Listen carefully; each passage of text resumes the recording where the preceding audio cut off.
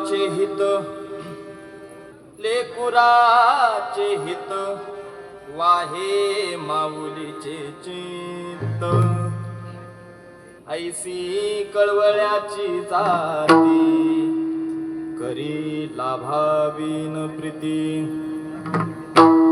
पोटी भार वाहे पोटी भार वाहे त्याचे सर्वस्वई साहे ऐसी कळवळ्याची जाती करी लाभावी प्रीती तुका म्हणे माझे तुका म्हणे माझे तुम्हा संतावरी ओझे ऐसी कळवळ्याची जाती करी लाभावीन प्रीती विठ्ठला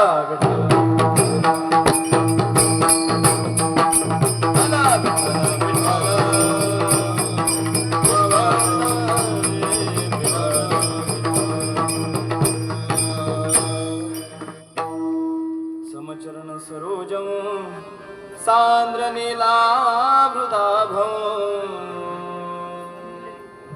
जगन्नित पाणी मंडलम मंडलाना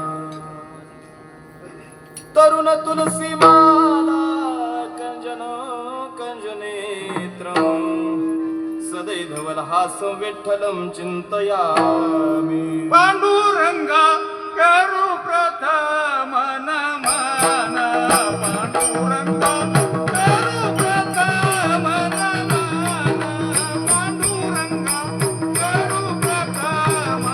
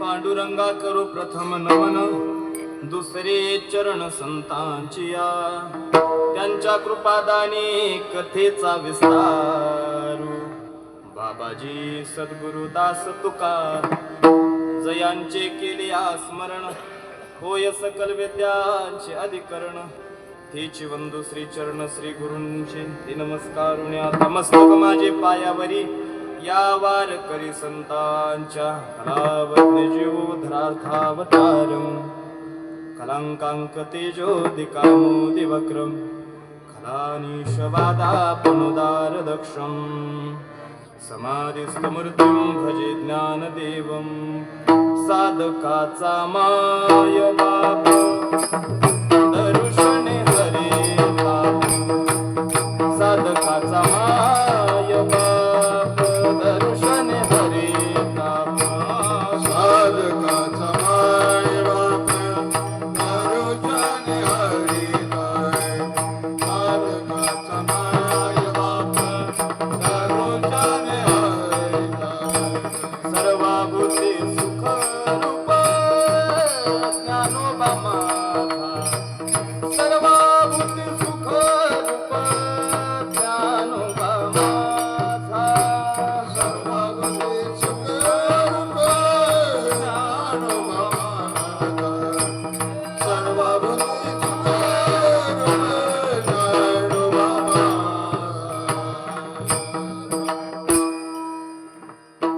साधकाचा जगाचा माय बाप दर्शने हरे ताप सर्वाभूते सुख रूप ज्ञानोबा माझा लेकुराचे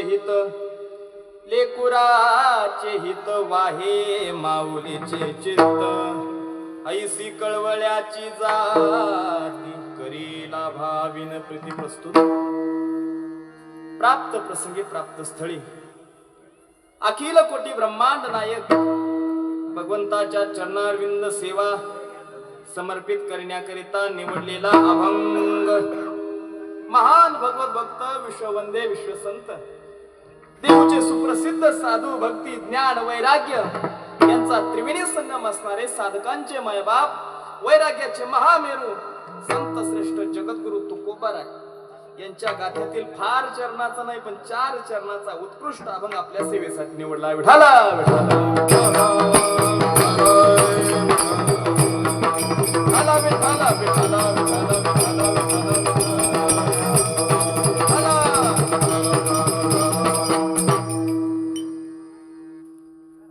प्रस्तुत अभंगाच्या माध्यमातून आज जगद्गुरु तुकोबाराय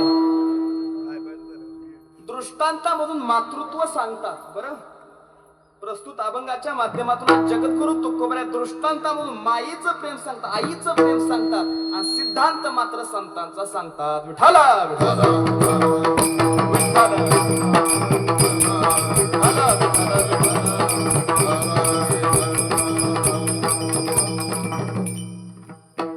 सेवेला सुरू करण्यापूर्वी अल्पसा परिहार देणं मग त्याचं प्रधान कर्तव्य असतं.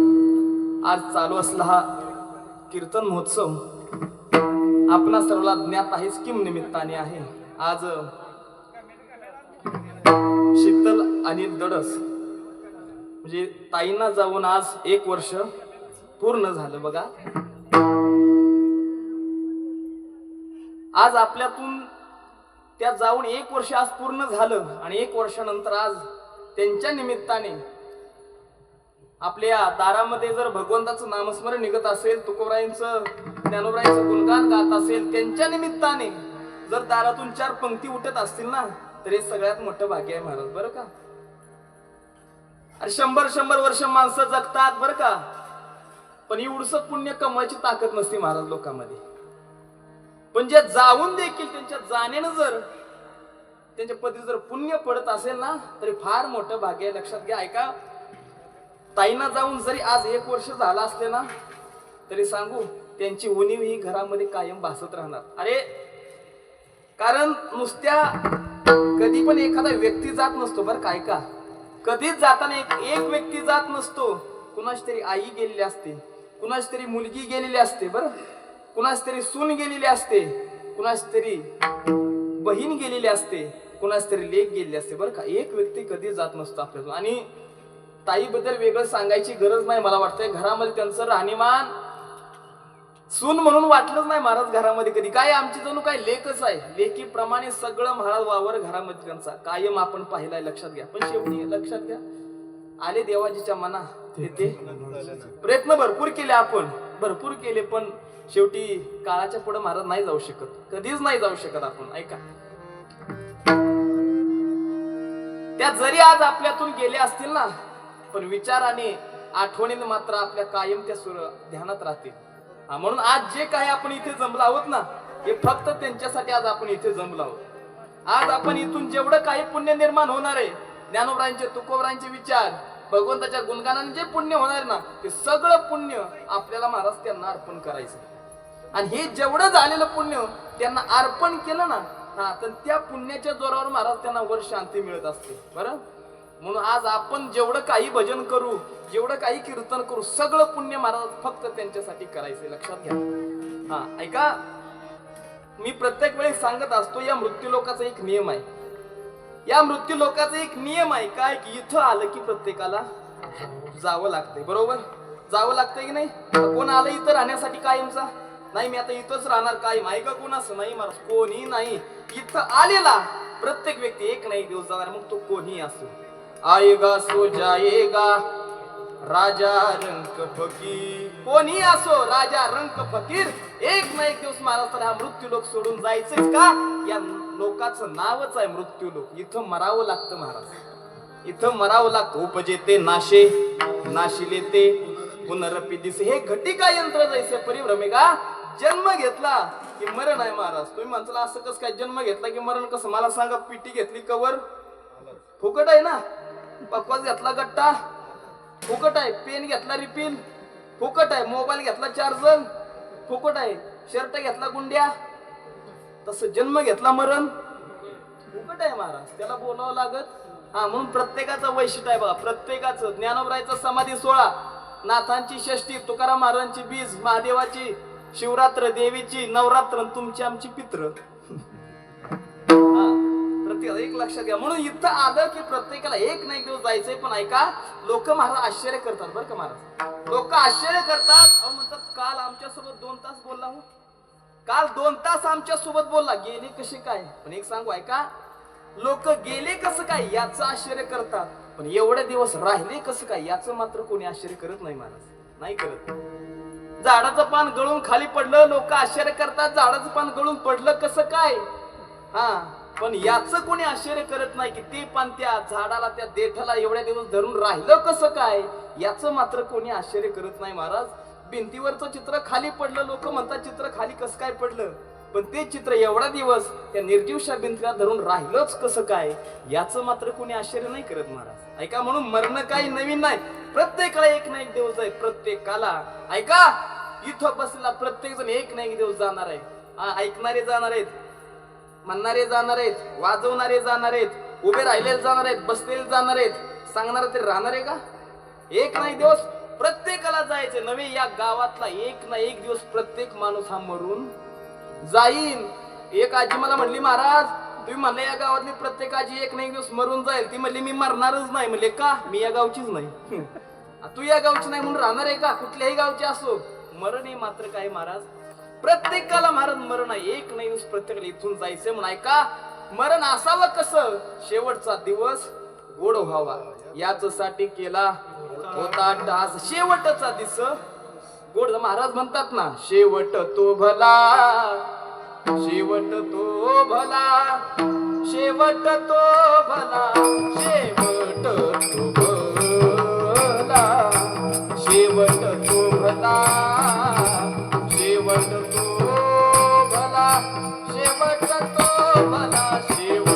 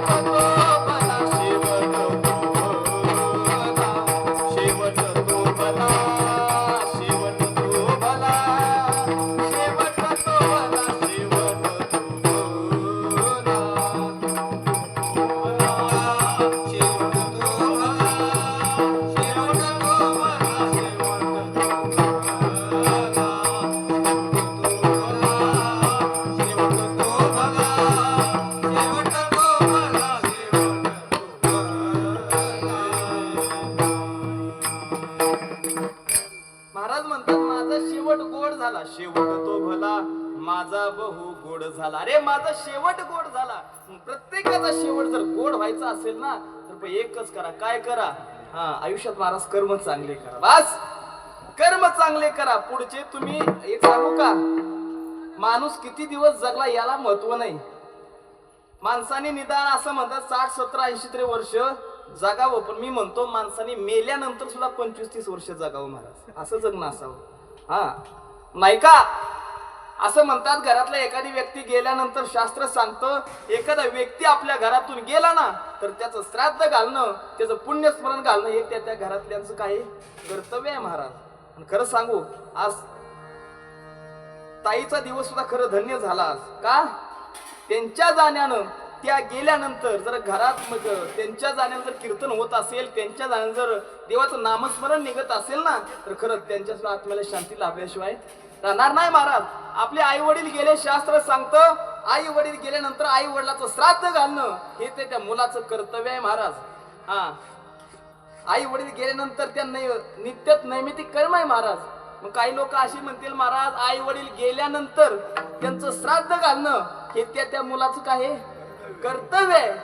आई वडील गेल्यानंतर आम्ही घालतो, पण जिवंत असताना नाही सांभाळेल तर चालतील का? असे कोण असं आहे का? नाही महाराज. हा, तसं नाही. तर ते व्हायचं कशाला, कसं व्हायचं माहितीये? म्हातारा तरसलं ताकाला लाडू वाटलं लोकाला, अशी गत व्हायची महाराज. तसं नाही. आई वडील असताना महाराज त्यांची सेवा करत. आईचा दिवस खरं धन्य झाला. अरे या महाराष्ट्रामध्ये आईला दैवत म्हटलं जातं, वडिलांना दैवत म्हटलं जातं. मातृदेव भव, पितृदेव भव, आचार्य देव भव. एक सांगू ऐका, अजून त्या पुढे सांगतो.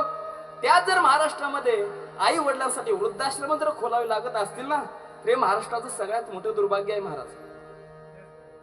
आज महाराज शहराकडे जर आपण पाहिलं तर शहरामध्ये महाराज वृद्धाश्रम गच्च्या गच भरून चालले. तो लोक महाराज कुत्र सांभाळतात, कुत्र, पण आई वडील सांभाळायला नाही म्हणतात. बरं, कुत्र सांभाळतात लोक. एक सांगू का, पण कुत्र्याला सांभाळायला लय खर्च झाला. त्याला रोज आंघोळ घाला, त्याला रोज साबणाने धुवा, त्याला गाडीच्या पुढच्या सीटवर बसून त्याला फिरवायला न्या, त्याला वेगवेगळे फूड खाऊ घाला. ऐका, कुत्र्याला लय खर्च झाला. एक सांगू, कुत्र्याला कितीही जीव लावा, कुत्र चावल्याशिवाय राहणार नाही. आई बापाचा कितीही द्वेष करा, आई बाप आशीर्वाद दिल्याशिवाय राहणार नाही महाराज. आई बापाचं प्रेम असतं ते लक्षात. माय बाप केवळ काची, माया बाप केवळ काशी, माया बाप केवळ काशी, माया बाप केवळ काशी. माय बाप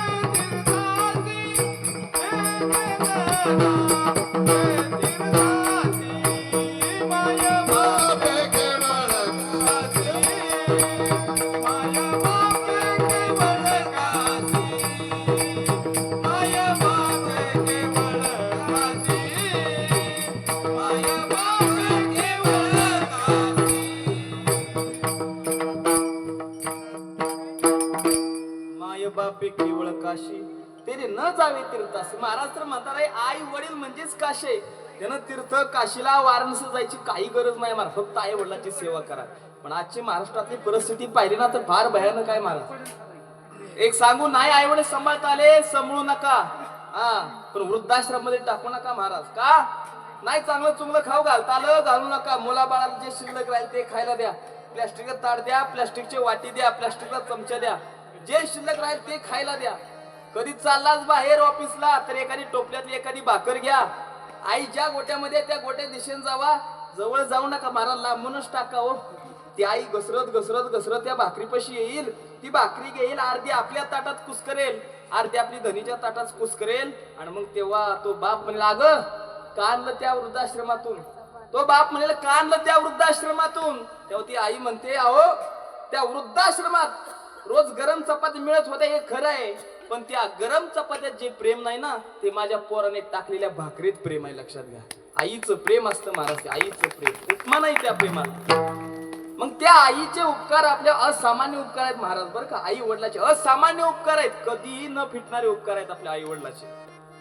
मग त्या आई वडिलाच्या उपकारातून जर कधी उतराई होण्याचा जर आपल्याला जर संधी आली ना महाराज, तर ती संधी सोडू नका. बरं का, कधी ती संधी सोडू नका. आपण लहान होतो, आईने आपल्याला रक्ताचं दूध करून पाजलं, रक्ताचं दूध. लक्षात घ्या.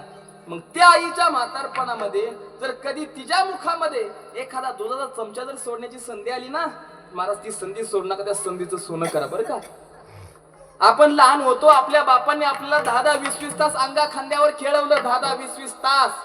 मग त्या बापाच्या म्हातारपणामध्ये जर त्याला कधी हॉस्पिटलला उचलून नेण्याची जर संधी आली ना महाराज, ती संधी सोड नका, त्या संधीचं सोनं करा. लक्षात घ्या, आपण लहान होतो, आपल्याला आईने एका घासाचे 10-10, 20-20 घास खाऊ करून घातले का नाही?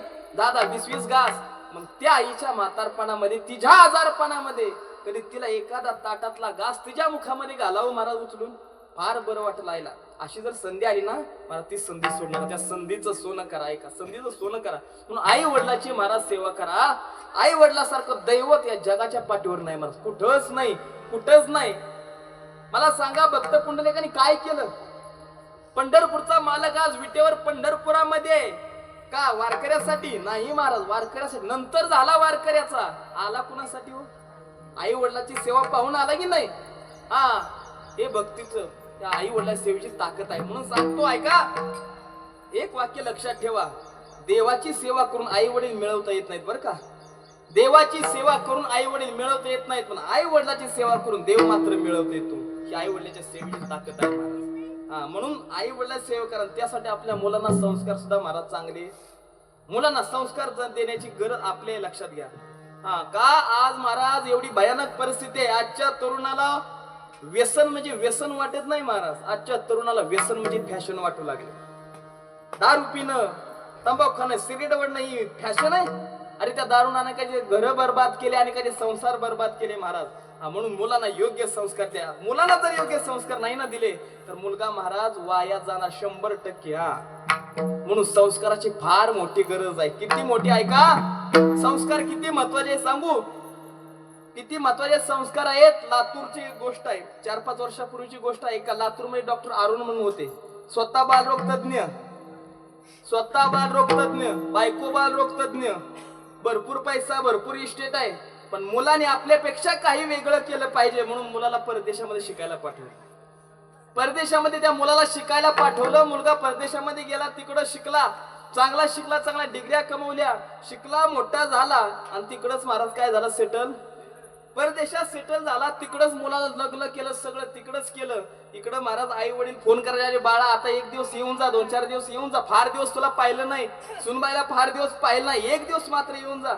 तो मुलगा म्हणायचा, बाबा येता आलो असतो पण थोडी कामाची व्यस्तता आहे त्यामुळे नाही येऊ शकत. 1 दिवस महाराज असा आला, अचानक त्या मुलाच्या आईचा महाराज निधन झालं. आई गेली. मग त्या बापाने फोन केला, अरे आता तर तुला यावंच लागतंय, तुझी आई आता या जगात राहिली नाही. तेव्हा त्या मुलानं उत्तर दिलं, बाबा आलो असतो पण बँकेच्या मीटिंग आहेत, कामाची व्यस्तता आहे, नंतर येतो. महाराज त्या बापाला काय वाटलं असेल हो, जेव्हा असं स्वतःची आई गेली पण मुलगा म्हणतोय नंतर येतो. बापाला महाराज मोठा धक्का बसला. आई गेल्यानंतर त्या बापाला दुसरं कोण राहिलं नाही. त्या बापाने जवळच्याच एका लातूरच्या वृद्धाश्रमामध्ये महाराज सहारा घेतला. तो वृद्धाश्रम मध्ये गेला तेव्हा त्या वृद्धाश्रमवाल्याने विचारला, हो एवढी संपत्ती आहे, एवढे इष्ट आहे, एवढं मोठं नाव आहे तुमचं, पण तुम्ही का वृद्धाश्रम मध्ये आला? तेव्हा त्या बापाने सांगितलं, हो स्वतः बालरोग तज्ञ, कितीतरी जणांचं पितृत्व मी वाचवलंय, कितीतरी जणांचं पितृत्व मी वाचवलंय, पण माझंच पितृत्व आज मी हरवून बसलोय. का? कारण मी गेल्यानंतर माझ्यासाठी कोणीतरी 2 अश्रू ढाळावं असं व्यक्तीच माझ्या जीवनात राहिला नाही. काय आग लावायची का त्या पैशाला? काय करायचं त्या पैशात सांगा? काही दिवसांनी महाराज त्या डॉक्टरचा सुद्धा मृत्यू झाला बरं का. मग त्या वृद्धाश्रमाने त्याच्या मुलाला फोन केला, अरे तुझे बाबा हे जग सोडून गेलेत, आता तुला यावं लागतंय. तेव्हा तो मुलगा म्हणला, आलो असतो पण आता मला मी येऊ शकत नाही, तुम्ही सगळं विधी असेल तो तुम्ही उरकून घ्या, झालेले पैसे मी फोन पे तुम्हाला पाठवतो. म्हणून मी काय संस्काराची अति गरज आहे. नुसतं मुलांसाठी, मुलाला पैसे कमवण्यासाठी उभं करू नका महाराज. हा, देव देश धर्म या गोष्टी संस्कार मुलांना द्या. ऐका, देव दे फार लांबचं नाही, अजून जवळचं उदाहरण सांगू तुम्हाला. आपण जे कपडे वापरतोय, कपडे घातलेत ना, बहुतेक सगळ्यांच्या अंगावर रेमंड कंपनीचे कपडे आहेत. रेमंड कंपनीचा मालक स्वतः विजयपत सिंघानिया. ऐका, अजून हयात आहे, घडलेली कथा आहे आपल्या महाराष्ट्रातले. विजयपत सिंघानिया 10,000 कोटीचा मालक आहे. कितीचा? 10,000 कोटीचा मालक. मुंबई सारख्या शहरामध्ये 100 मजल्याची इमारत आहे. रेमंड कंपनी सारख्या कंपनीत तो अध्यक्ष आहे, पण आज 10x10च्या खोलीत राहतो भाड्याने. 10x10च्या खोलीत राहतो. का? जेव्हा त्याला विचारला, एवढे तुम्ही मोठे आणि 10x10च्या खोलीत राहण्याची वेळ का आली तेव्हा त्यांनी सांगितलं, मुलगा लहान असताना मी त्याला योग्य संस्कार केले नाहीत, मुलगा आता मोठा झाला, सगळी संपत्ती माझ्याकडून हिसकावून घेतली आणि मला आता घराच्या बाहेर काढले. कोणाची कथा ही? 10,000 कोटीवाल्याची. मग आपलं 2 एकर 3 एकर कुठे घेतात? म्हणून मुलांना संस्कार देण्याची फार गरज आहे. म्हणून मुलं नुसती महाराज पैसे कमवण्यासाठी उभं करू नका, देव देश धर्मासाठी पोरं उभी करा. अरे आज विचारहीन, संस्कृतहीन, धर्महीन पिढी या महाराष्ट्रात जन्माला येऊ लागले, लक्षात घ्या. आज पोरगा आयला आहे म्हणायला तयार नाही, बापाला बाप म्हणायला तयार नाही. महाराज 100 रुपयाच्या कोटरीसाठी माय बापाच्या डोक्यात दगड घालणारी पैदास या महाराष्ट्राच्या मातीत जन्माला यायला, लक्षात घ्या, महाराष्ट्राच्या मातीत. म्हणून फक्त पैसे कमवण्यासाठी मुलं आपली उभी करू नका, मुलांना योग्य ते संस्कार द्या. अरे कोण म्हणतं संपत्तीने जीवाला सुखाची प्राप्ती होते? संपत्तीनं जर जीवाला सुखाची प्राप्ती होतच असते ना तर रावण कधीच दुःखी ठरला नसता. महाराज कधीच दुःखी ठरला नसता. कमी संपत्ती होती रावणाची. रावणासारखा तर संसारिक, श्रीमंत संसारिक या जगात दुसरा कोण नव्हता. महाराज सगळी ती लंका महाराज सोन्याची होती. कोणाची? रावणाची. सगळी लंका सोन्याची होती. महाराज काय कमी होतं? महाराज 80,000 बायका होत्या. 80,000 बायका. संसाराच्या बाबतीत बघितलं तर रावण सगळी गुण परिपूर्ण होता.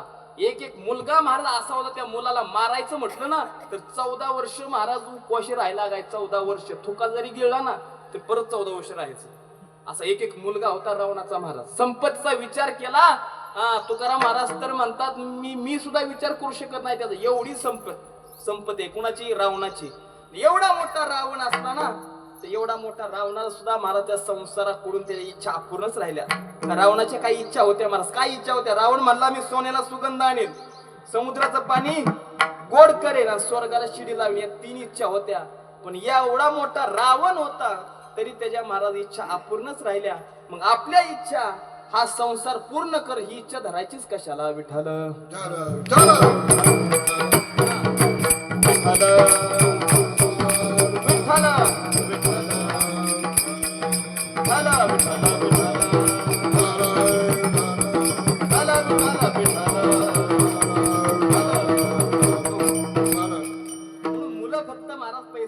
उभे करू नका, मुलांना योग्य ते संस्कार द्या. महाराज योग्य ते संस्कार फार गरज आहे. का महाराज मोठ्याला फार त्रास आहे बरं का, फार त्रास आहे मोठ्याला. महाराज म्हणतात ना, जया अंगी मोठेपण, जया अंगी मोठेपण, जया अंगी मोठेपण, जया अंगी मोठेपण,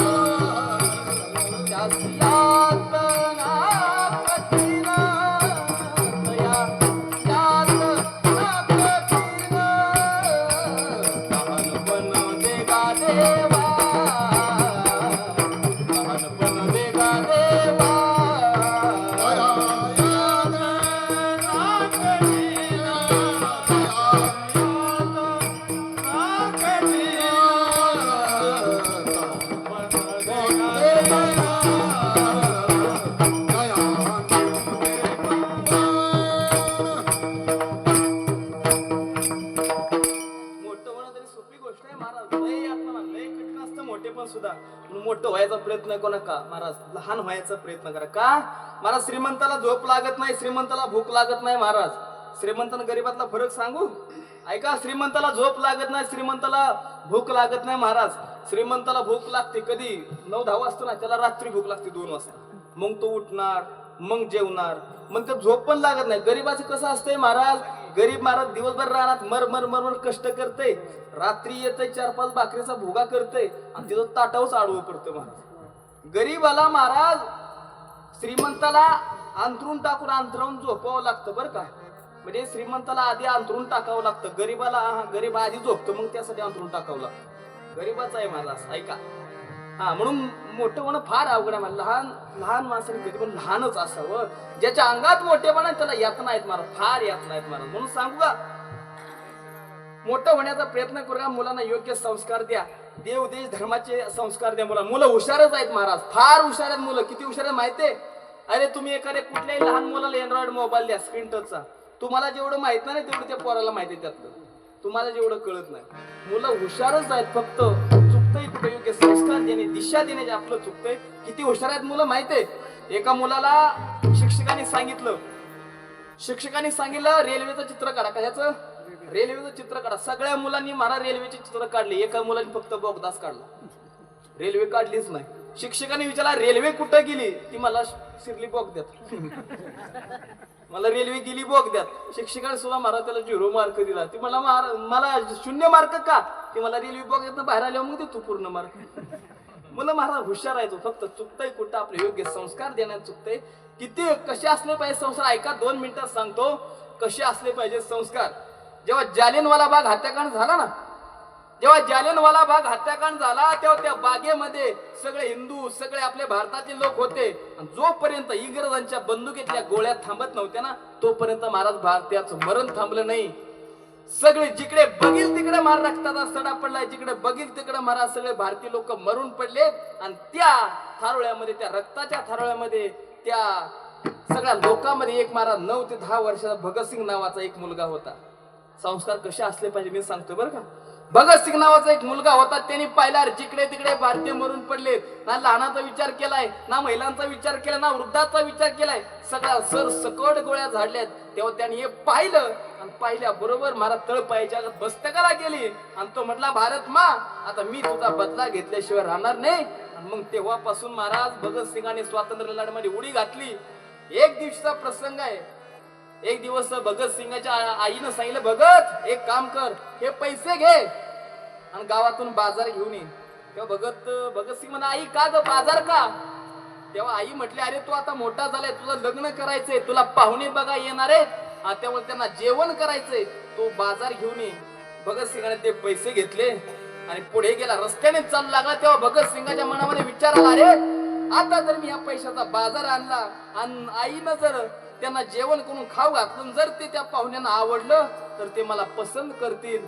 मला लग्न करून एका बाईची सेवा करायची नाही, तर मला लग्न करून मला माझ्या भारत मातेची सेवा करायची. भगतसिंगाने महाराज तिथेच ते पैसे टाकून दिले आणि तिथून स्वातंत्र्य लढ्यामध्ये महाराज उडी घेतली. अनेक मार इंग्रजांना छळ छळ छळ करून सोडलं. त्यांच्या म्हणजे जिथं जिथं इंग्रज असतील तिथं भरपूर त्यांची लुटमार केली. जिथं असतील त्यांच्या अड्ड्यावर हल्ले केले. अनेक वर्ष महाराज इंग्रजांना पळ महाराज थोडी केली, अनेक त्रास दिले. पण एक दिवस महाराज भगतसिंग इंग्रजांच्या हाती लागले आणि इंग्रजांच्या हाती लागल्यानंतर भगतसिंगांना लाहोरच्या जेलमध्ये ठेवण्यात आलं. लाहोरचं जेल, लाहोर कुठे आहे? पाकिस्तानमध्ये आहे महाराज आता लाहोर. त्यावेळेस महाराज लाहोरच्या जेलमध्ये भगतसिंगांना ठेवलं आणि तिथं ठेवल्यानंतर भरपूर दिवस झाले. भगतसिंगांना फाशीची शिक्षा सुनावण्यात आली आणि ती शिक्षा दिल्यानंतर आईला वाटलं, अरे एकदा मला मुलाला बघायचंय, एकदा माझ्या लेकराला मला पाहायचंय. म्हणून ती आई मला लाहोरला आली. भगतसिंग महाराज जेलमध्ये आहेत, समोर पाहतात आई जवळ यायला लागली. भगतसिंगांनी जसं आईला पाहिलं तसं महाराज पळत गेले. पण गेल्यानंतर ते पाहिलं तर पण तुरुंगामध्ये होते, बाहेर जाता येत नाही. आई जवळ आली, आईच्या डोळ्यामध्ये अश्रू होते. भगत म्हणतो, अगं आई आलीस का ग? बाळा आले रे. आई मला आता काही दिवसांनी आई फाशी होणार आहे. भगत बाळ फार त्रास झाला रे तुला. आई नाही गत काय त्रास झाला, तू का आली आई? अरे तुला बघू वाटलं रे बाळा, फार दिवस पाहिलं नाही, मला तुला पाहू वाटलं त्यामुळे मी आले. मग आई एक काम कर. भगत आई म्हणते, बाळा तू जेवला असशील. आई मी जेवलोय. आईच्या डोळ्यामध्ये अश्रू येत होते. ते अश्रू पाहून भगत मला, आई तू का रडतेस? तेव्हा भगतसिंगाची आई म्हटले, भगत मी का रडतेस हे तुला जर कळायचं असेल ना, तर तू अजून कुणाचा बाप झाला नाहीस, तेव्हा तुला कळलं. आपला मुलगा आपल्या डोळ्यासमोर जेव्हा फासावर जातो ना, तेव्हा त्या आईला, त्या वडिलाला काय दुःख होतं हे तुला नाही समजणार. तेव्हा भगतसिंग मला, आई उद्या मला फाशी आहे. आई मला उद्या फाशी आहे, त्यामुळे तू मला जेव्हा फाशी देतात ना तेव्हा तू आई तिथं तू येऊ नको. बाळा का? आई एक ऐक, जर तिथं आली ना तर माझ्या डोळ्यातून पाणी येईल आणि मला रडत फासावर जायचं नाही, मला हसत फासावर जायचंय. मला इंग्रजांना सांगायचंय, या देशातील तरुणांना आपला देह महत्वाचा नाही, या देशातील तरुणांना आपलं तारुण्य महत्वाचं नाही, या देशातील तरुणांना आपला देश महत्वाचा आहे, हे मला या इंग्रजांना सांगायचंय. तर महाराज तरी दुसऱ्या दिवशी भगतसिंगाची आई आलीच. भगतसिंगांना फासावर देण्यासाठी आली. पण भगतसिंगांना पाहिलं आपली आई आली, पण आई आता रडत येत नव्हती महाराज. आई हसत आली होती, हसत. भगतसिंगांनी पाहिलं, ओळखलं. आई आई हसते. भगतसिंग महाराज हसत हसत फासावर गेले. आणि नंतर जेव्हा तो फाशी देणारा असतो ना, त्यांनी विचारला, अरे आम्ही एवढे पाहिले, घरचे नातेवाईक सगळे मार रडतात, सगळे लोळतात, वाचवा, कोणतरी सांगा, सोडा, पण तुम्ही तर तसं काही म्हटलंच नाही. तुमचा मुलगा स्वतः फासावर चाललाय तरी तुम्ही हसताय. तेव्हा भगतसिंगाच्या आईनं सांगितलं, अरे माझा मुलगा ऐरागेऱ्यासाठी फासावर जात नाही, तर माझा मुलगा माझ्या देशासाठी फासावर जातोय, याचा मला अभिमान आहे. लक्षात घ्या. माता पिता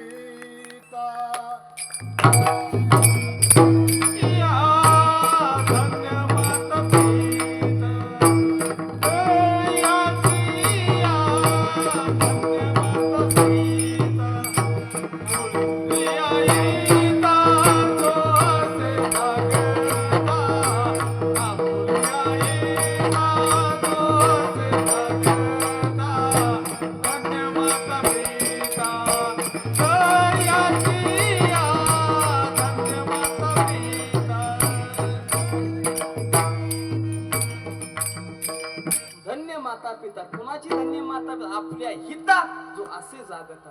अशा संस्काराची महाराज गरज आहे आपल्याला, अशा संस्काराची. ऐका, छत्रपती शिवाजी महाराज जेव्हा लहान होते, शिवाजी महाराज लहान होते आणि जिजामाता आणि शहाजी महाराज एका जहागीरदाराच्या घरी गेले होते. जहागीरदाराच्या घरी गेले असताना तिथं महाराज जिजामाता इकडे तिकडे पाहायला लागला, शिवबा कुठे सापडेना, शिवबा कुठे गेले, शिवबा. सगळीकडे शिवबाला पाहिलं, पण शिवाजी महाराज काही सापडेत नाहीत. आईला व्याकुळ झाली, कुठे गेला असेल माझा बाळ, काय झालं असेल. फार वेळानंतर आईला दिसला की शिवाजी महाराज शहाजी महाराज दुरून येत होते. पाहिलं शिवबाला, शिवबाकडे पळत गेला, विचारला, शिवबा कुठे गेला होतास?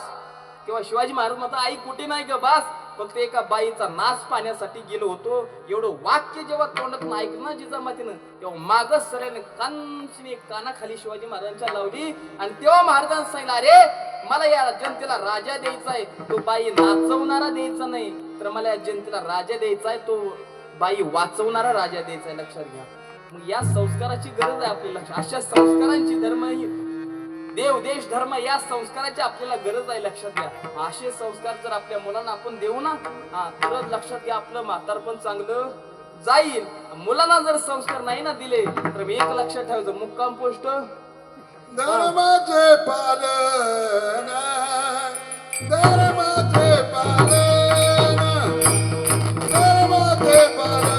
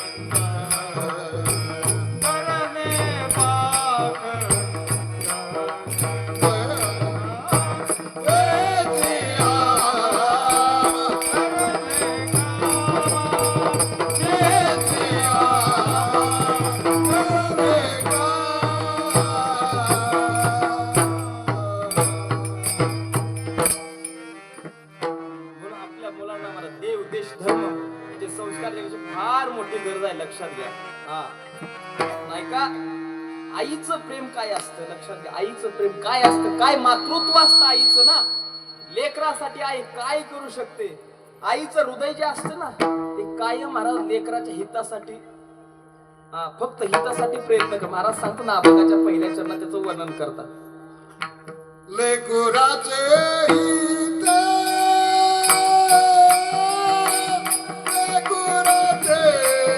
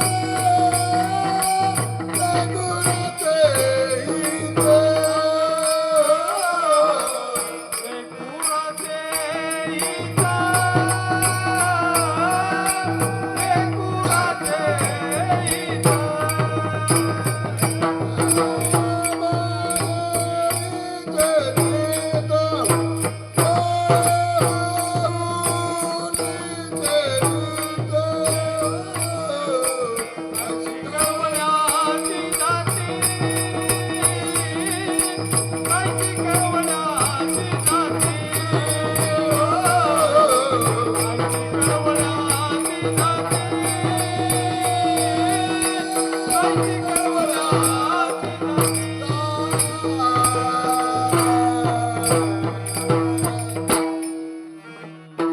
लेकुराचे हित वाहे माऊलीचे चित्त. महाराज म्हणतात आईचं चित्त कसं असते, लेकुराचे हित वाहे माऊलीचे चित्त.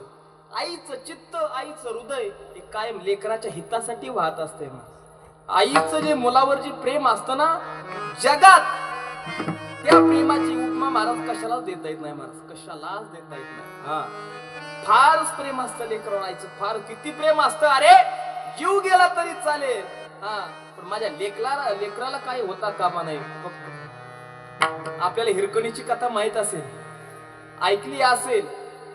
हिरकणी महाराज जेव्हा रायगडावर दूध विकण्यासाठी गेली आणि दूध विकत असताना त्या लक्षात आला, रे संध्याकाळचे 6 वाजून गेलेत, आता गडाचे दरवाजे बंद झालेत. आता दरवाजे बंद झाले त्यामुळे खाली जायचं कसं. तेव्हा ती हिरकणी आली, त्या सगळ्या द्वारपालांना विनंती करू लागली, माझा मुलगा खाले, माझा मुलगा खाली आहे. आणि माझा मुलगा खाली, त्यामुळे आता मला खाली जाणं गरजेचं आहे. तो उठला असेल, त्याला आता स्तनपान करायचं, त्याला भूक लागली असेल, तो रडत असेल, मला खाली जाणं गरजेचं आहे, मला सोडा. ती हिरकणी महाराज त्या द्वारपालांना विनंती करू लागली. पण द्वारपाल म्हणले, आई तुमची विनंती आम्हाला मान्य आहे, पण लक्षात घ्या आम्ही मीठ खाल्लंय, आम्ही राजाचं मीठ खाल्लंय आणि त्याचं काम सुद्धा आम्ही नीट करणार. या गडाचा नियम आहे, 6ला दरवाजे बंद झाले की परत सकाळी डायरेक्ट 6लाच उघडतात. दरवाजे काय उघडले नाहीत. आता हिरकणी विचार करून, माझं बाळ खाले, माझं लेकरू खाले, मला तर खाली जायचंय. हिरकणी महाराज गडाच्या भोवती वेडे मारू लागले, कुठून रस्ता आहे का खाली जायला, कुठून रस्ता भेटतोय का. तेव्हा त्या हिरकणीला एक रस्ता दिसला, एक भयानक असा कडा दिसला. थोडीशी जागा जाण्यासाठी होती, पण त्या कड्यावरून जर खाली पाहिलं ना तर असं वाटत होतं आता खाली जर पडलं तर राहतंय की नाही, असा भयानक कडा. त्या कड्यावरून मार हिरकणी हळूहळू खाली उतरू लागले. खाली उतरत असताना एकदम तिचा पाय निसटला, आणि पाय निसटला तसे गरगळत खाली येऊ लागले. पण एका झाडानं तिला सहार दिला.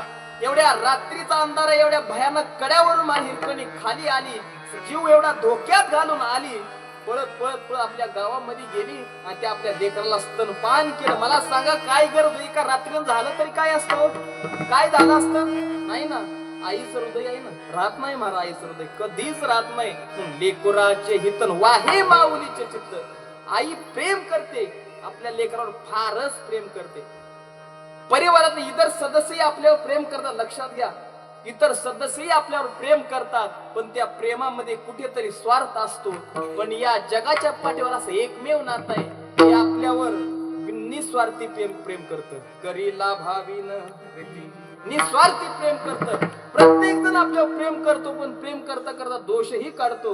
पण आई असं एकमेव स्थळ आहे, ती दोषासह प्रेम करते. पोटा आले त्याचे नेने गुण दोष, कधीही दोष काढत नाही. ती आई असते, लक्षात घ्या. फारच प्रेम. अरे जिवंत असताना प्रेम करते, यात काही नवल नाही महाराज, ऐका. आई जिवंत असताना प्रेम करते, यात नवल नाही. मेल्यानंतर ही महाराज आई आपल्या लेकरावर प्रेम करते, बरं का. मेल्यानंतर ही किती प्रेम करते. एक महाराज साधू महात्मा होते, आणि साधू महात्मा, मी काय सांगतो, आई मेल्यानंतरही आपल्या लेकरावर कशी प्रेम करते ऐका. साधू महात्मा मृदुंग होता, त्यांच्याकडे पखावज, रोज जायचे वनामध्ये, तो पखवाजाची साधना करायचे. रोज पखवाजाची साधना करायचे, पखवाजाचे बोल वाजवायचे. आणि रोज वाजवत असताना त्यांच्या जवळ एक छोटू कोकरू यायचं, मेंढीचं कोकरू, छोटू कोकरू यायचं. महाराज त्या साधूला वाटायचं का रोज येत असेल, येत का असेल रोज. ते रोज यायचे, पखवाजा प्रॅक्टिस करायचे, नंतर जायचे, पण ते रोज कोकरू यायचं. आणि ते कोकरू जेव्हा यायचं ना, जेव्हा ते पखवाज वाजवायला सुरू करायचं ना, तेव्हा त्या कोकऱ्याच्या त्या डोळ्यातून पाणी यायचं महाराज. त्या बाळाच्या पिल्लाच्या डोळ्यातून पाणी यायचं. तेव्हा त्या साधूने एक दिवस त्या छोट्या पिल्लाला विचारलं, अरे मी रोज इथं येतो, रोज पखावज वाजवतो, आणि तू रडतोस का रडतोस. तुला माझी एखादा बोल आवडतो, माझी एखादी लगी आवडते, एखादा मुकडा आवडतो, एखादा चक्रधार आवडतं नक्की काय. तेव्हा ते छोटं पिल्लू त्या साधूला म्हणतं, साधू महात्मा, ना मला तुमचा पखवाज माहितीये, ना मला तुमचा बोल माहितीये, ना तुमचा एखादा चक्रधार माहितीये. मला तुम्हा जेव्हा पखवाज वाजवता ना, तेव्हा मला माझ्या आईची आठवण येते, बरं का. मला माझ्या आईची आठवण का, कारण तुमच्या ज्या पखवाजाचे कातड आहे ना, ते माझ्या आईचं कातड आहे. पखवाजाचे कातड आहे ती माझ्या आईचं कातड आहे. आणि जेव्हा तुम्ही पकवाज वाजवता ना तेव्हा मला वाटतं की माझी आईच मला हाक मारायला लागली काय, म्हणून मी तुमच्यापाशी येतो आणि माझ्या डोळ्यातून पाणी येतं. आई मेल्यावर देखील आपल्या लेकरावर प्रेम करते महाराज, सगळ्यात मोठं. म्हणून लेकुराचे हित वाहे माऊलीचे चित्त. हा, फारच प्रेम, आईसारखं जगात प्रेम नाही करू शकत महाराज. आई आणि लेकराच आई किती प्रेम करते आपल्या मुलावर महाराज, ते प्रेम ना बायको नवऱ्यावर करू शकते ना भाऊ बहिणीवर करू शकतो. एवढं प्रेम महाराज आईचं लेकरात असतं बरं का. फारच प्रेम असतं, हा फारच प्रेम अति. म्हणून शास्त्रकार म्हणतात ना, प्रत्येकाच आहे, पशु असो किंवा माणूस असो, मानवाचा पशु जरी आईच्या प्रेमाचा विचार केला ना, ऐका पशुमध्ये सुद्धा किती मातृत्व असतं. पशुमध्ये सुद्धा किती मातृत्व असतं. एखादी नूतन व्यालेली गाय असू द्या, बरं, नूतन व्यालेली गाय असू द्या, नूतन व्यालेली गाय त्या तिच्या पिल्लाला नाळ, ज्या पिल्लाला नाळ असते ना, नूतन व्यालेल्या वासराच्या त्या पाडसाला ज्या नाळ असते ना, ते वासरू महाराज त्या गायापासून थोडं लांब जाऊ द्या, जर एखादं कुत्र जर जवळ आलं ना त्या वासराच्या, मला ती गाय दावत तोडते बरं का, दावत तोडते आणि त्या कुत्र्याला फाडायची तयारी दाखवते. त्या गायीमधून काय महाराज मातृत्वच आहे ना. एका महाराज झोपड्याला आग लागली, त्या झोपड्यामध्ये छोटस गायीचं पिल्लू आहे, त्या झोपड्याला आग लागली. त्या गायीला कळालं माझं पारस त्यात आहे, ते माझं पिल्लू त्यात आहे, पण महाराज गाय रशीनं बांधलेली, त्या गायीला तिथून सुटता येत नाही. करायचं काय आता, झोपड्याला आग लागली, जायचं कसं महाराज. आटोकाट प्रयत्न करते महाराज ती गाय रशी तोडायची, शेवटी रशी तोडते आणि पळत महाराज त्या कुठं जाते, आग लागलेल्या त्या झोपड्यामध्ये जाते. पिल्लू महाराज आता त्या पिल्लाला देखील बांधलाय, आता त्याला सोडता तर येत नाही. शेवट जनावरच महाराज हात नाही, त्याला सोडायचं कसं, वरून आग तर लागले आणि त्याला इथं ठेवलं तर जळून जाईल. ती गाय असते, ती सुद्धा आईच असते ना. ती गाई काय करते माहिती, असं म्हणतात, जेव्हा त्या झोपड्याला आग लागली असते ना, तेव्हा ती गाई महाराज त्या पिल्लाच्या अंगावर उभी राहते. बरं, त्या पिल्लाच्या अंगावर उभी राहते. असं म्हणतात शेवटी स्वतः जळून कोळसा होते, पण आपल्या पिल्लाला धक्का सुद्धा लावू देत नाही महाराज. हे पशु मधलं काय मातृत्व आहे ना महाराज, पशु मधलं मातृत्व आहे महाराज. म्हणून आईच्या प्रेमाला महाराज चॅलेंज नाही, कधीच चॅलेंज नाही. म्हणून लेकुराचे हित वाहे माऊलीचे चित्त, आईचं चित्त हे कायम आपल्या मुलाच्या हितासाठी वाहत असतं. म्हणून जगात आईसारखं प्रेम, निस्वार्थ प्रेम कोणच करू शकत नाही. याचं वर्णन अभंगाच्या दुसऱ्या चरणात सांगितलं. ऐसी कळवळ्याची जाती,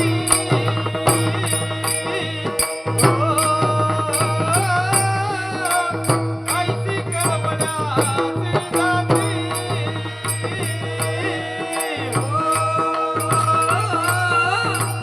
ऐसी कळवळ्याची जाती,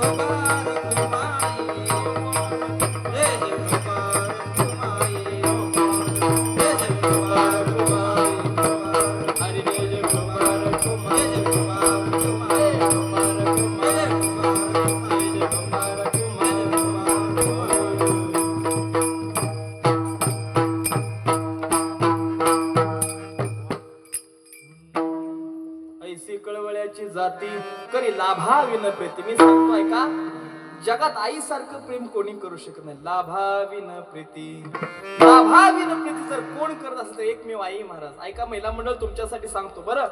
माहेरचा आनंद कुठपर्यंत असतो लक्षात घ्या. माहेरचा आनंद कुठपर्यंत आहे? माहेर गरीब आहे का श्रीमंत आहे यावर आपला आनंद ठरवत नाही. माहेर मध्ये आपली माय आहे का नाही यावर आनंद असतो महाराज. हा, माहेर मध्ये जर माय असेल ना तर महाराज माहेरचा आनंद आहे. माय नसेल ना तर ते मग पहिल्यासारखं माहेर राहत नाही महाराज, नाही राहत महाराज. ऐका, इकडचं माहेरचं कुटुंब सुद्धा थोडं मोलमजुरी करून खाणार असावं, सासरचं कुटुंब सुद्धा मोलमजुरी करून खाणार असावं. इकडं माहेर मध्ये 70-80 वर्षाची माय आहे, बाजावर झोपून आहे, आता तिला उठता येत नाही, 7-8 दिवस झोपून आहे, आजारी आहे. मग ती आईला वाटतं मला माझ्या लेकीला पाहिजंय, एकदा माझ्या मुलीला पाहिजंय. ती आई इच्छा करते, अगं सांगता येत नाही आता कधी जाईल, एकदा मला माझ्या लेकीला पाहिजे, एकदा फक्त मला माझ्या लेकीला पाहू द्या. महाराज, मुलगी असते माहेरला, सासरला, लांबच्या गावी. त्या काळी काय फोन नव्हते, टेलिफोन नव्हते, पत्रव्यवहार चालायचा. पण पत्र द्यायचं म्हटल्यावर 15-15 दिवस जायला लागायचे महाराज पत्राला. मग कुठं तरी महाराज तालुक्याच्या ठिकाणी एखादा कोण बाजारला आला तर त्यांनी सांगायचं, अगं तुझी आई आजारी आहे, 8-10 दिवस बाजारावर झोपू नये, मग ती मला एकदा माझ्या मुलीला पाहिजंय, एकदा मला माझ्या लेकीला पाहिजंय. तेव्हा त्या मुलीला कळतं आई आजारी आहे, आई आजारी आहे, गेलं पाहिजे. पण महाराज तिची परिस्थिती अशी असते, जावं का तिचा हातावलं पोट असतं महाराज, मोलमजुरी केल्याशिवाय तर घरात काही येत नाही. आज जावं तर खायचं काय? एक दिवस धाडस करते महाराज, एक दिवस तसाच टाळते, रानात कामाला जाते. आणि जेव्हा सगळ्या मैत्रिणी जेव्हा बांधावर जेवायला बसतात ना तेव्हा त्यांचा विषय निघतो, काय ग करू, आई आजारी आहे, आई आजारी आहे, काय करू, जाऊ का? तेव्हा त्या मैत्रिणी सगळ्या, अगं मोलमजुरी तर आपल्या नशिबाला लिहिली, आयुष्यभर तर कष्ट करायचं का, माय आहे का परत, माय आहे का परत? तेव्हा महाराज ती लेक म्हणते, आता काही झालं ना तरी जायचंच. ती लेक उठते महाराज, दुसऱ्या दिवशी एक पिशवी घेते, पिशवीमध्ये 2 भाकरी टाकते आणि निघते आपल्या माहेरला, आपल्या आईकडे निघते. माझी आई आजारी आहे, मला जायचंय, तिला पाहायचंय. तेव्हा ती महाराज लेक जात असते, एसटी मध्ये बसते, चैत्राचा महिना आहे, कडक असं ऊन आहे, दुपारच्या 1-2 वाजलेत. ती लेक महाराज एसटी मध्ये बसली आणि एसटी जाते महाराज माहेरकडे. जात असताना तिथे स्टॉप आहे महाराज, त्या स्टॉपवर एसटी थांबते. ती गडबडीने महाराज त्या एसटीतून खाली उतरते, एसटी निघून जाते. आणि एसटी निघून गेल्यानंतर त्या लेकीच्या ध्यानात येतं की आपल्या चपल्या एसटीच्या बाकडाखालीच राहिल्या. आता चैत्राचा महिना आहे, कडक ऊन आहे, खाली डांबर आहे, जायचं महाराज. पाय पोळायला लागले, गरम गरम ती सगळी डांबर खालनं लागायला लागली. पायाला फोड आले महाराज, फोड फुटले आणि ते फोड फुटले, रक्त महाराज त्या डांबरीला चिटकू लागलं. अशा अवस्थेत महाराज ती लेक आपल्या माईकडे जाते. मनात फक्त एकच विचार आहे, आता मला माझ्या माईला भेटायचं. लेक महाराज चालली थोडं लांब गेल्यानंतर घर दिसलं, माझ्या माईचं घर दिसलं, एवढा आनंद वाटला महाराज. एक लहान मुलगा घराच्या बाहेर खेळत होता, त्यानं पाहिल्याबरोबर त्याला कळलं, आत्या आली, ओरडत आत गेला, आजी अगं आत्या आली. पाहिलं बरोबर महाराज, तो आईला कळालं माझी लेक आली, काय माझी ताई आली. अरे 8 दिवस उठली नसणारी आई, जेव्हा तिला कळतं की तिची लेक आली, महाराज तडकीने त्या बाजून उठते, उठून उभी राहते. कोणाला टेकवली ती काठी घेते, चष्मा घालते, काठी टेकत बाहेर जाते. असा कपाळाला हात लावते आणि बघते ताई आली का ग. जवळ येते महाराज होती लेक, आईच्या जवळ येते. ती आईच्या जवळ आल्यानंतर आई महाराज जेव्हा त्या लेकीला पाहते ना, उरू भरून येतो महाराज. ती आईच तोंडावरून हात फिरवते, बाळा लवकर आलास, हो आली का आई, मला आई थांब, इथेच थांब, आत येऊ नको. पळत महाराज म्हातारी ती आत जाती, टोपल्याने 2 तुकडे घेते, हातात तांब्या घेते, त्या लेकीच्या डाव्या बाजूकडून एक टाकते, उजव्या बाजूकडून एक टाकते आणि त्या लेकीला धरून महाराज कुठे घेते, आपल्या घरात घेते महाराज. ऐका महिला मंडळ, हा माहेरचा आनंद हा कुठपर्यंत आहे बरं? माहेर मध्ये आपली आई आहे ना तोपर्यंत हा आनंद आहे, लक्षात. एकदा का मग ती आई जाऊ द्या, मग तो आनंद नाही राहत महाराज, माहेरचा नाही राहत आनंद तो का. मग महाराज ती आई गेल्यानंतर मग त्या लेकीनं परत येऊ द्या 5-6 महिन्यानं. मग महाराज ती लेक येणार दारापुढे, जेव्हा ती लेक येऊन उभी राहते, भाऊ कुठेतरी बाहेर गेलेला आहे, मुलगा बाहेर खेळत आहे, वहिनी आज चित्रहार बघत बसले. ती लेक आली, 5 मिनिटं झाले दारापुढे उभे, 10 मिनिटं झाली दारापुढे उभे, पण कोण विचारत नाही, आली का कोण म्हणत नाहीत. मग त्या लेकीच्या मनात विचार येतो, पांडुरंगा अरे आता जर माझी आई असती ना अरे आता जर माझी आई असती तर पळत बाहेर आली असती, हा मला हाताला धरलं असतं, पाणी दिलं असतं, तोंडावर हात फिरवला असता आणि मला प्रेमाने घरात घेऊन गेली असती जर आता माझी आई असती तर. हा मी आनंदातला फरक सांगितला. माहेरचा आनंद कुठपर्यंत आहे?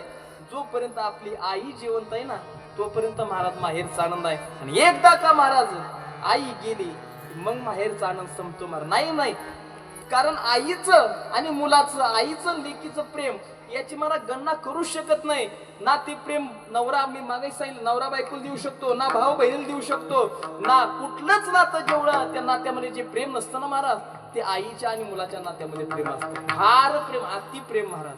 हा म्हणून सांगू ना, परत एकदा सांगतो, म्हणून जेवढे इथं मुलं बसले असतील, जेवढी इथं आया बसले असतील, जेवढे इथे बाप बसले असतील ना, तर घर एकत्र ठेवण्याचा महाराज प्रयत्न करा बरं का.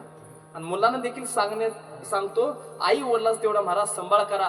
अरे दुसरं काय या जगात नाहीच महाराज. आई वडिलांचे महाराज सेवा करा बस. त्याला दुसरं करायची काही गरज नाही. ज्याला वाटतं ना आपल्या हातातून नित्य परमार्थ घडावा, ज्याला वाटतं आपल्या हातातून सतत परमार्थ घडत राहावा, त्यानं फक्त दोनच गोष्टी करा. एक, दारामध्ये गाय सांभाळा आणि घरामध्ये माई सांभाळा. त्याला दुसरं करायची काय गरज आहे महाराज? काही गरज नाही महाराज, काही. हा, अरे आ माझी आत्मा ही म्हणजे ईश्वर. आत्म्याचं आणि ईश्वराचं मिलन म्हणजे आई असते महाराज.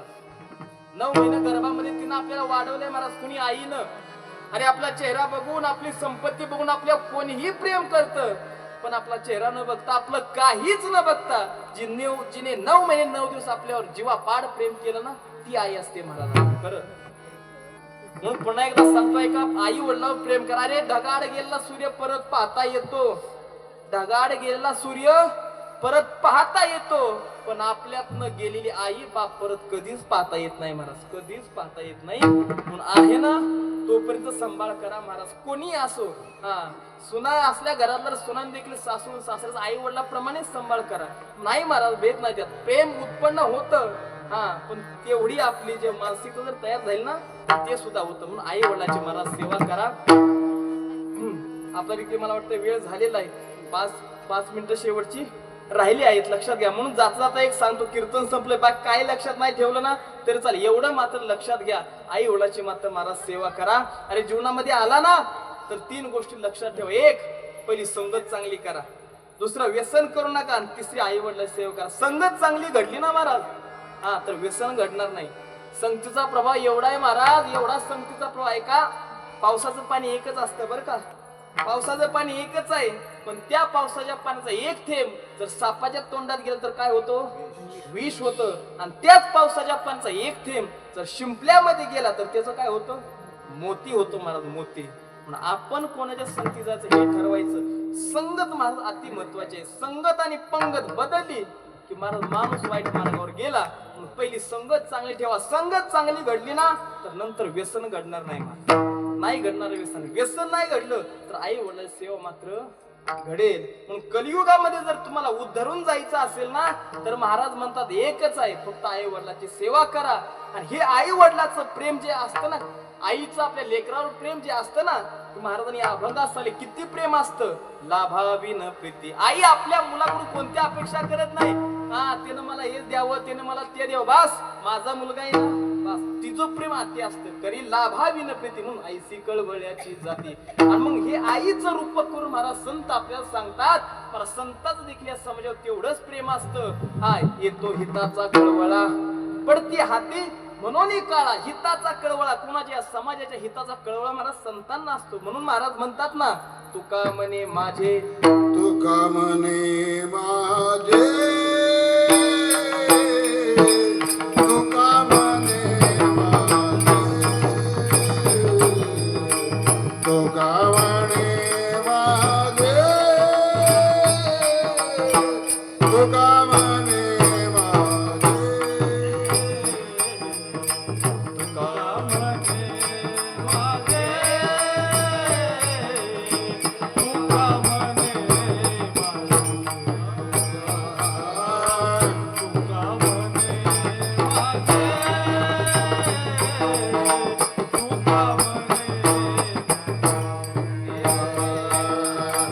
तुका म्हणे माझे,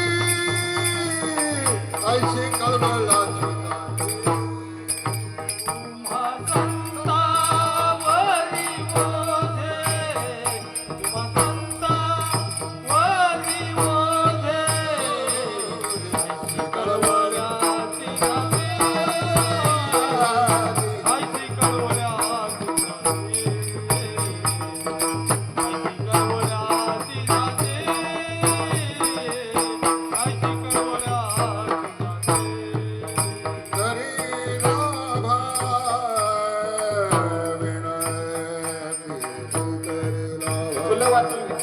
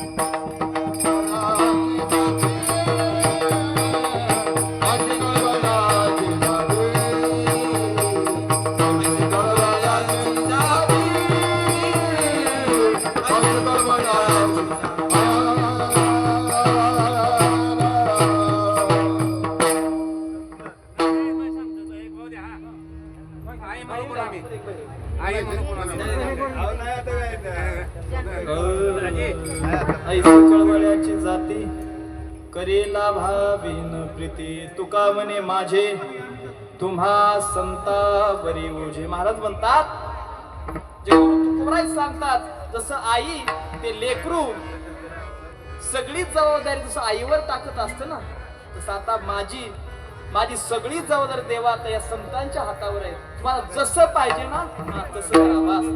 म्हणून झालेली कीर्तन रूपी सेवा तुम्हा सर्वांच्या चरण सेवा ही समर्पित करतो. सर्व जमलेले महिला मंडळ असतील पुरुष वर्ग असतील सगळे आमचे भजनी मंडळ या गावचे भजनी मंडळ असतील आमचे सोबत आलेले अनिल महाराज असतील काळे महाराज असतील जे आमचे बंधुराज यश महाराज असतील तरी ज्यांचा आपण एवढे पखवाज ऐकला, कोल्हापूरचे महाराज आम्ही सोबत शिकायला एका जाग्यावर, प्रतीक महाराज भानसे, सगळ्यांच्या चरणावर सेवा समर्पित करतो. जेवढे काही या कीर्तन आयोजक असे आमचे दादा असतील, परत सगळेच मला ओळखीचे, भरपूर सगळे ओळखीचे वाटतात, गावचे आहेत काही इथले आहेत, फक्त जास्त दिवस भेटणं नाही ती काही नाही, त्यामुळं कारण मी पंढरपूरला असल्या कारण कोणाची भेटी जास्त होत नाही, भरपूर लोक दिसत ओळखीचे आहेत. सगळे चरणावर सेवा समर्पित करतो आणि जाताना फक्त एक विनंती करतो की माळ घातल्याशिवाय मरू नका, एवढं सांगणं आहे. अरे जीवनात जर उद्धार करायचा असेल ना तर माळ घातल्याशिवाय महाराज मरू नका. हा, ज्याच्या गळ्यात माळ आहे ना, लक्षात ठेवा, तुम्ही गळ्यात कितीही सोनं घाला, ज्याच्या गळ्यात सोनं आहे ना त्याच्यावर महाराज कायम चोराचं लक्ष असतंय बरं का तात्या बापू. ज्याच्या गळ्यात सोनं आहे त्याच्या गळ्यात कायम चोराचं लक्ष, पण ज्याच्या गळ्यात तुळशीची माळ आहे त्याच्यावर देवाचं लक्ष असतं कायम बरं का. गळ्यात तुळशीची माळ घाला, पण आपल्याला हे सुचतं कधी माळा घालायच्या 80-90 वर्ष काळात, तेव्हा माळा घालायच्या असतात, म्हणजे सगळं करायचं मग माळा घालायच्या, मग त्याला काय उपयोग महाराज. एक मात्र असं माझ्या म्हणलं महाराज मला तुमच्यासारखी माळ घाली, मी म्हणलं आता 80च्या वयात माळ, म्हणले महाराज आता चावना झाले, म्हणजे चावत नाही की मग माळ घालायचं. दुसरं मात्र आलं, म्हणलं महाराज मला पण तुमच्यासारखी, मी म्हणलं तुला पण चावणार नाही महाराज, चावतंय फक्त पोरच आणून देत नाही. फुटानं बरं का, फुटाने वाटाणे, तुम्ही दुसरं काहीतरी म्हणता ना. शिल्लक डोकं चालणारे भरपूर लोक आहेत, शिल्लक डोकं चालवायचं नाही. महाराज असं आळंदीला कीर्तन होतं महाराज, पाटळी महाराज, शिल्लक डोकं कशी लोक आळंदीला कीर्तन होतं, सत्यनारायणचं कीर्तन होतं. कीर्तन झालं तर सत्यनारायणची महापूजा होती, पण ब्राह्मण काकाच आले नाहीत. ब्राह्मण काका आले नाहीत, आता ते म्हटले माझ्या अंगावर धोतर नेहरू, त्यांना वाटलं मी पण ब्राह्मणच आहे की काय, कीर्तन करतोय. आता आपल्याला कुठं ब्राह्मणात जमते, आपलं रामकृष्ण हरी पातळ वचन, दुसरं कशाला आपल्या इथे ब्राह्मणात. त्यांना असं वाटलं महाराज करत असतील, ते म्हटले महाराज तुम्ही करता काय, आता ब्राह्मण काका आले नाहीत, मग तेवढी पूजा घ्या उरकून. आता मी पण म्हणलं चला आलायच्या असं कीर्तन आहे, असू दे करू म्हणलं, ठीक आहे करतो म्हणलं. महाराज बसलं, तोंड पुढं पाठ मांडलं आणि म्हणलं बोलवा नवरा नवरीला. आले नवरा बसले, मंत्र वगैरे म्हणले काय मला येत असतील ते म्हटले, म्हणलं डोळ्याला पाणी लावा. त्या नवरीने डोळ्यात पाणी घेतलं, माझ्या डोळ्याला हा म्हटलं माझ्या डोळ्यात तुमच्या डोळ्याला पाणी लावा. नवरदेव मला महाराज असू दे घ्या ऍडजस्ट करून, मला ह्यात कसं ऍडजस्ट करायचं. परत म्हणलं चला हाताला हात धरा, त्या नवरदेवाने माझा हात धरला. आम्ही म्हटलं मी जे बायको आहे काय, बायकोचा हात धरणार, मला महाराज घ्या ऍडजस्ट करू. आता यात कसं ऍडजस्ट करून घ्यायचं सांगा तुम्ही. हा असे भरपूर लोक असे लय महाराज भेटणार. असं एक जण तर मला म्हटला महाराज तुम्हाला रावण माहित आहे का, हो म्हटलं हाय ना माहित. रावणाला किती तोंड असते, म्हणलं 10 तोंड आहेत रावणाला. 10 तोंड आहेत, मग 10 तोंड आहेत तर मग मला सांगते एका अंगावर कसं झोपत असेल. अरे बाबा तू झोपला असेल कसं, तुला काय करायचे, लोक काय विचारते सांगते मध्ये कमरत उपारणं, कमरलाच का बांधायचं, मग नरड्याला बांधायचं म्हणतो. आता आहे ते शास्त्र बांधायचं, पण लोकांचं नाही सांगत, काय विचारते लोक काय सांगतील माहित नाही. म्हणून महाराज देवाची भक्ती करा, गळ्यात माळ घाला. अरे एकदा परमार्थाला लागला ना जीवन कधी बदलून जाईल सांगता येत नाही मला, कधी बदलून, कधी तो आपलासा करेल, कधी तो कृपा करेल. ज्ञानोबराय तुकोराय कशी कृपा करतील नाही महाराज सांगते. फक्त गळ्यात माळ घाला, देवाचं नामस्मरण करा. नाही दिवसातून अरे 5 मिनिटं फक्त देवाचा आठवण करा, 5 मिनिटं. संसार तर आहेच ना, आयुष्यभर संसार आपल्या नशिबाला लिहिलायच महाराज. आयुष्यभर संसार 24 तास महाराज, हो गेला त्यो आला, इकडून आलं तिकडून गेलं, सगळं आहेच ना. 5 मिनिटं देवासाठी द्या महाराज, 5 मिनिटं. 5 मिनिटं त्याचं आठवण करा, बस त्याला तेवढंच लागतं. 5 मिनिटं आठवण केली ना लय झालं महाराज. म्हणून शेवट जाता जाता सांगतो, गळ्यामध्ये शक्य होईल ना तुळशीची माळ घाला महाराज, नाही त्याशिवाय महाराज जीवनाचा उद्धार नाही. हा मग इथंच राहावं लागेल, ही जायला वर पण आपल्याला इथंच राहावं लागेल. हा लक्षात घ्या, उद्धार करून घ्यायचा असेल ना तर गळ्यामध्ये तुळशीची माळ, मुखामध्ये देवाचं नाम, बास एवढं करा. आयुष्य जीवन सुधारल्याशिवाय राहणार नाही. ज्ञानेश्वर माऊली, ज्ञानेश्वर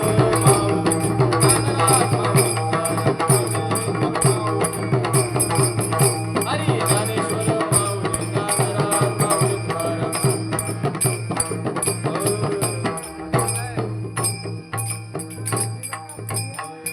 ऐका, फक्त अजून एक विनंती आहे सगळ्यांना. एक दादा काय करा, एक गम्याला असेल ना मोठं तरी इथं आणून ठेवा. फक्त काय करा, फुलं कुणी टाकू नका, एवढं मात्र का, कारण ते हातातले फुलं असतात ना ते फुलं नसतात. आज ते फुल म्हणजे पुण्य असतं, लक्षात घ्या. आणि ते पुण्य पायाखाली तुडवलं नाही पाहिजे, एवढं लक्षात. फक्त एखादं मोठं भांड असं इथं ठेवा आणून आणि सगळ्याले फुलं त्यांच्या नावाने फक्त त्या पात्रामध्ये टाका, खाली फक्त फुलं पडू देऊ, एवढंच लक्षात घ्या. सगळ्यांनी लाईनीनं इथं या, फोटो समोर फक्त त्या पात्रामध्ये फुलं टाका. कारण फुलं जर खाली पडले आणि ते पायाखाली गेले तर त्याचा अवमान होत असतो. म्हणून पुण्याचा अवमान झाला का, कारण हेच पुण्य महाराज आज त्यांना शांती देणार आहे. इथं जेवढं काही पुण्य निर्माण होतंय ना फक्त त्यांच्यासाठी आहे महाराज. म्हणून सगळ्यांनी एक कृपा करा, जेव्हा फुलाचा अभंग होईल आणि जेव्हा गजर होईल पुंडलिक वरदार विठ्ठल, तेव्हा सगळ्यांनी मात्र इथं या आणि त्या पात्रामध्ये फक्त फुलं टाका. फोटो पण कोणी टाकू नका, डायरेक्ट पात्रात मध्ये ठेवा. ते सगळं पुण्य महाराज त्यांना अर्पण होत असतं. विठ्ठल जय जय विठ्ठल, विठ्ठल जय जय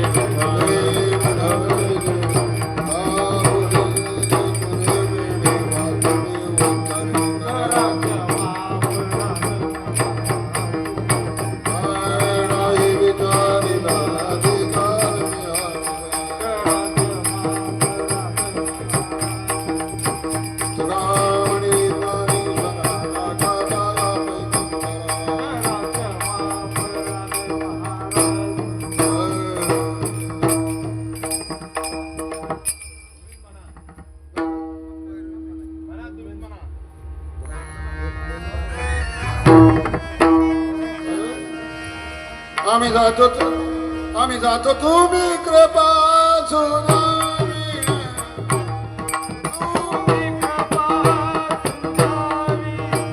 आम्ही जातो तुम्ही